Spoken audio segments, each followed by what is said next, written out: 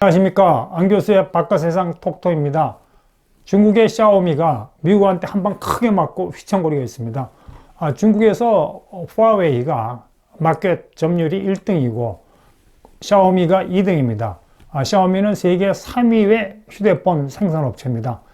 근데 이제 미중 패권 전쟁 와중에서 첫 번째 타겟으로 1등인 화웨이가 미국한테 엄청 두드려 맞았습니다. 지난 몇 년간 트럼프 대통령 행정부에서. 그 큰 이유는 뭐냐면 화웨이는 두 개의 비즈니스 모델이 있습니다. 휴대폰 생산하고 5G 정보통신 장비를 만들고 세계 1등이죠. 근데 이 5G 정보통신 장비에다 스파이 칩을 심어갖고 화웨이가 에스피오나지를 해갖고 모든 정보를 중국 공산당 인민해방군에게 주는 인민해방군의 스파이 기업이라고 워싱턴이 딱 낙인을 찍어갖고 엄청나게 두드리고 제일 마지막에는 반도체 공급마저 끊으니까 지금 화웨이가 휘청휘청 되고 있는데, 저는 미국이 샤오미는 안 건드릴 줄 알았어요. 왜냐면 샤오미는 휴대폰 생산업체거든요. 화웨이가 두드려 맞은 거는 휴대폰 때문에 그런 게 아니고 5 정보통신 때문에 그러는데, 트럼프 대통령이 백악관을 떠나면서 그냥 아주 강한 마지막 펀치를 화웨이한테 넘겼습니다. 에포크 타임스에 이렇게 기사가 나왔습니다. 세계 3위 휴대폰 생산업체인 샤오미 뒤에는 차이니스 밀리터리 네트워크가 있다. 그렇기 때문에 이제 미국이 블랙리스트에 올렸다는 건데, 이렇게 딱 보면은 미국은 이렇게 말하고 있습니다. 샤오미의 어떤 주식 구조 있지 않습니까? 회계성의 구조를 보면 전혀 인민해방군 냄새가 안 나요. 근데 이게 딱딱 히스토리를 이렇게 따지고 뿌리를 들추고 보면, 밀리터리 오운드, 인민해방군이 소유하고 있고 중국 공산당에 의해서 컨트롤 받는 기업이다, 이렇게 이야기하기 때문에 미국의 블랙리스트 제재 발표가 있고 난 다음에 샤오미 주가가 14%가 폭락했습니다. 이제 샤오미가 이제 휘청거리고 있는 거죠. 화웨이를 미국이 이렇게 막 후려칠 때 여러 가지 이유가 있는데, 그 중에 하나가 런정페이 창업자이자 회장이 인민해방군 장교 출신이라는 게 큰 이유 중에 하나 있는데, 이번 샤오미 스캔들도 샤오미의 창업자이자 CEO인 레이준 때문에 미국이 많이 의심하고 있는 것 같습니다. 에포크 타임스에 난 거를 간단히 요약하면 이런 것 같습니다. 1970년대까지 이렇게 역사를 되돌려 쭉 올라가면은 그 당시에 중국 공산당 중앙위원회가 킹소프트라는 그 회사를 창설하도록 지원했다 그럽니다. 근데 이 킹소프트에 지금 샤오미의 창업자이자 CEO인 레이준, 제가 빨간 걸로 이렇게 동그랗죠. 레이준이 관계하고 있었고, 결국 레이준이 샤오미를 창업했다. 그러니까 중국 공산당 중앙위원회가 후원해서 맨 게 킹소프트하고 샤오미하고 셋 사이의 연결고리가 수상하다. 그렇기 때문에 결론적으로 샤오미도 중국 공산당, 그 다음에 인민해방군하고 관련된 기업이라는 게 이 결론입니다. 에포크 타임스에 난 걸 이렇게 제가 요약을 하면은, 샤오미의 창업자인 레이준은 킹소프트의 시니어 이그제큐티브이고 킹소프트의 지분을 소유하고 있다. 근데 이 킹소프트는 장 카이 킹이라는 사람이 이렇습니다. 중국 공산당원이면서 인민해방군에 근무하고 나서 1972년에 홍콩에서 반도체 비즈니스를 했어요. 1972년이면 중국이 아직 문화혁명이 혼란이 완전히 끝나지도 않고, 홍콩은 완전히 영국의 통찰이 있었습니다. 지금하고 좀 입장이 달랐습니다. 근데 그 당시에는 코콤이라는 게 있습니다. 공산권에 대한 수출 제한을 했어요. 자유진영이. 그러니까 소련이나 이 중국에 대해서는 전략물자를 수출 못하게 묶어놨습니다. 근데 반도체가 굉장히 중요한 군사용 전략물자거든요. 중국이 잠수함 만들고 인공위성 만들고 반도체가 있어야 되는데 직접은 수입 못하니까 이 장 카이킹이 홍콩에서 하는 비즈니스를 통해서 이용한 겁니다. 장 카이킹이 이제 자기의 비즈니스 네트워크를 통해서 선진국에서 반도체를 대량으로 사가지고 그거를 중국 공산당한테 준 겁니다. 그걸로 이제 중국 공산당이 아까 말씀드린 군사용 무기를 매기려죠. 이렇게 비즈니스를 하다 보니까 중국 공산당 중앙위원회가 장 카이킹 보고 너 그러지 말고 회사 하나 맹기러. 그래갖고 1978년에 킹소프트라는 회사를 맹기는데 당연히 중국 공산당 중앙위원회가 회사 맹기려고 그러면 자금을 대줬겠고 여러 가지 편의를 봐줬겠죠. 그리고 참고적으로 중국의 인민해방군은 국군이 아닙니다. 중국 정부에 소속되어 있는 국군이 아니고 그 중국 공산당의 군대입니다. 그렇기 때문에 인민해방을 지휘하는 총 헤드쿼터는 중국 공산당 중앙위원회입니다. 굉장히 중요한 위치죠. 중국의 인민해방군을 지휘하는. 그리고 얼마 전에 그 관련법을 개정하고 시진핑 주석이 중앙위원회 그 헤드 자리를 맡지 않았습니까?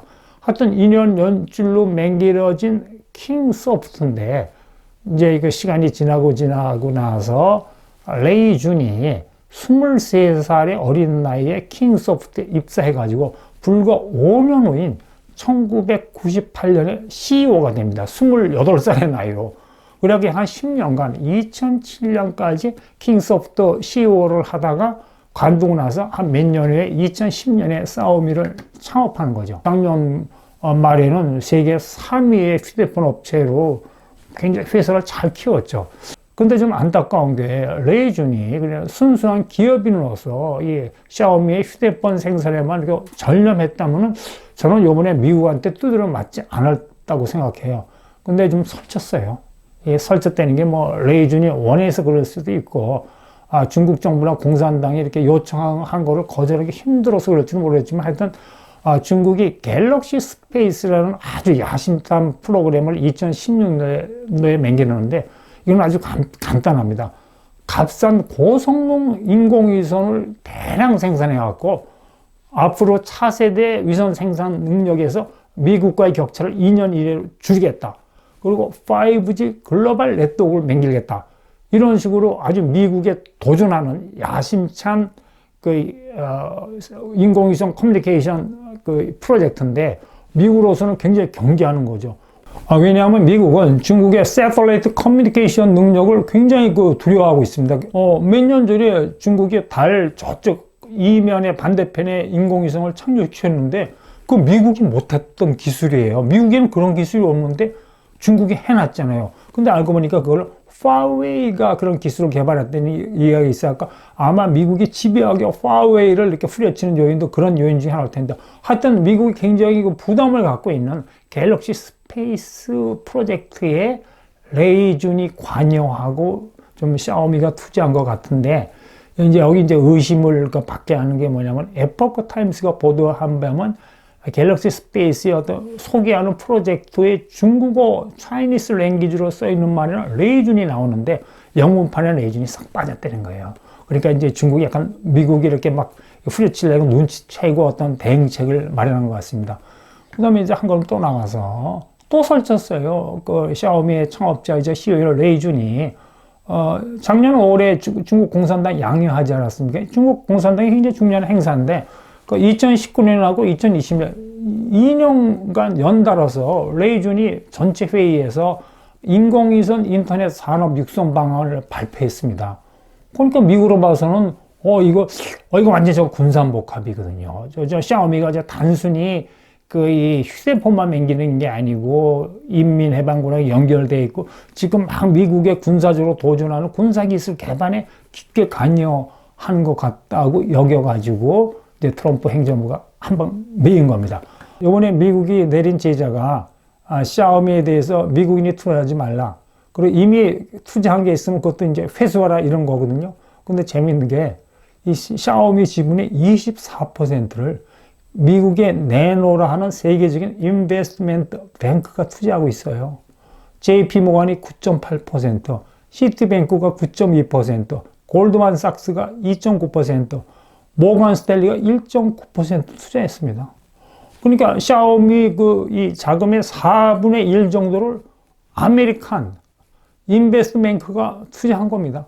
근데 우리가 이제 관심 갖는 건 뭐냐면 미국이 파웨이에 대해서 한 제재하고 이번에 샤오미에 대해서는 제재하고는 조금 다릅니다. 미국의 제재는 두 가지가 있습니다. 국방성이 하는 제재가 있고 미 상무성이 하는 제재입니다. 화웨이는 미 국방성하고 상무성 두 가지 다 두드려 맞았어요. 그러니까 미국인이 화웨이에 투자 못하고, 그 다음에 이제 화웨이에 대한 반도체 공급을 끊어버린 겁니다. 거의 제한을 끊은 거죠. 거의 끊은 거죠. 두 가지 두 방 맞은 거예요. 화웨이는. 근데 지금 샤오미는 국방성이, 미국의 펜타곤이 미국인의 샤오미에 대한 투자 금지만 했습니까? 아직 그 반밖에 안 두드려 맞은 겁니다. 샤오미는 화웨이에 비해서. 자, 그럼 우리가 이제 관심 갖는 거는, 야, 그럼 지금 샤오미가 한 방 맞고 휘청되는데, 그럼 샤오미의 미래는 어떻게 되느냐? 혹시 뭐, 화웨이처럼 되는 게 아니냐? 근데 저는 이제 세 가지 포인트에서 분석을 해볼 필요가 있다고 생각합니다. 지금 미국이 당장 회수하는 게 아니고, 미국의 그 JP 모건이나 그런 회사한테 일정 유예 기간을 줬습니다. 금년 하반기부터까지 회수하라 그러는데, 그렇게 만약에 지분의 24%를 빼가면 아메리칸이, 샤오미로서는 엄청난 재정적인 타격이죠. 근데 딴 새로운 신규 투자자가 그걸 맡겨주면 no problem, 아무 문제가 없는 겁니다. 어느 기업이 샤오미에 대해서 투자하느냐? 제가 생각해 일본 기업은 절대 투자 안 합니다. 한국 기업도 투자 안 합니다.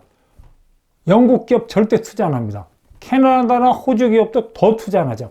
만약에 투자를 한다면은 그나마 유럽에서 친중적인 성향이 강한 프랑스나 독일 기업이 투자할 수 있는데, 그 프랑스나 독일 기업도 결국 비즈니스 전망이 발전하면 절대 투자 안 하거든요. 그럼 두 번째 포인트.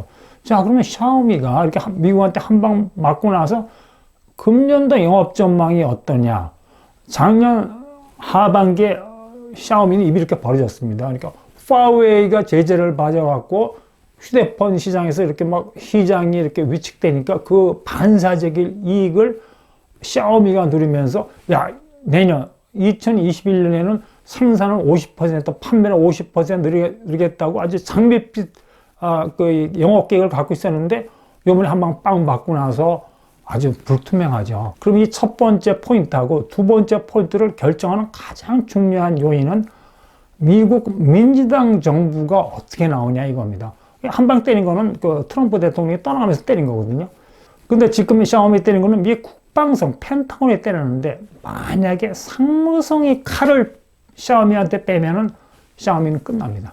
그게 무슨 말이냐면, 상무성이 빼는 칼은 전략물자 수출 제한이거든요. 그 반도체를 고급 샤오미한테 못하게 하는 거예요. 그럼 뭐 샤오미 꼼짝 못하죠. 근데 새로 들어서 민주당 정부도 만만치 않은 것 같아요. 1월 27일 날, 그러니까 미 재무성이 이런 이걸 정책을 발표했습니다. 중국 공산당 인민해방군하고 관계된 중국 기업에 대해서는 5월 중순 이후는 미국인이 투자하지 말라. 그런 걸로 발표했는데, 영어 그 원문을 제가 약간 보여드리면은, closely match, 그러니까 인민해방군하고 아주 직접적인 연관이 있든지, 그렇지만 정확히 인민해방군하고 연관이 있다는 뭐 증거나 확증이 없더라도 그렇게 추정되고 의심되면은 미국인의 투자를 제한하겠다고 하는 거니까, 요 어떤 미 재무성이 말한 요 내용을 봐도 새로 들어서는 민주당 정부가 만만할 것 같지 않아요. 거꾸로 말하면 샤오미의 앞날이 밝지가 않죠. 미국이 지난 몇 년간의 패권 전쟁을 통해서 차이나의 군산 복합의 위험성을 앓은 거예요. 이 중국 공산당이 인민해방군을 통해서 많은 민간 기업을 창업해가고, 이 민간 기업을 통해서 선진 기술을 이렇게 가져오고 기술을 개발하였고, 이게 중국의 군사력 향상에 쓰인다는 걸 알고 있기 때문에 인민해방국 중국 공산당하고 관계 있는 중국의 민간 기업에 대해서는 계속 거의 후려치려고 제재를 가하려고 그러는데, 지금 우리가 알다시피 중국 공산당이 모든 걸 관여하는 중국의 그 비즈니스 그 생태계에서 이런 식으로 미국이 따져가면은 얼마나 많은 그 중국의 기업이 인민해방군 기업으로 밝혀질지 모르죠. 그러니까 이게 제가 생각에는 앞으로 이 미중 관계의 블랙박스입니다. 블랙박스. 자, 그러면 오늘 여기까지 하겠습니다. 여러분, 오늘 하루 원더풀 하십시오. 감사합니다.